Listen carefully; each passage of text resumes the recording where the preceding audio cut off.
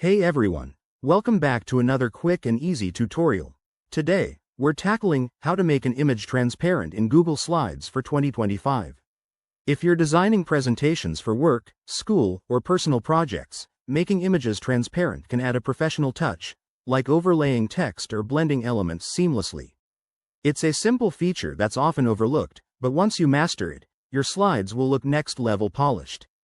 Let's dive right in. First, open Google Slides and create or select the slide where you want to add your image.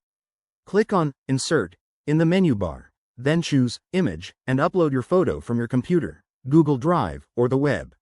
For the best results, use a PNG file since it supports transparency better than other formats. Once your image is on the slide, click on it to select it. You'll see a border around the image. Next, look for the Format Options panel on the right side of the screen. If it's not visible, click on the three dots in the toolbar and select Format Options. In this panel, scroll down to the Adjustments section. Here, you'll find a slider labeled Transparency. Drag the slider to the right to make your image more see-through.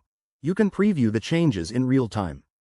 If you're using the latest 2025 updates in Google Slides, you might also see advanced options like Gradient Transparency.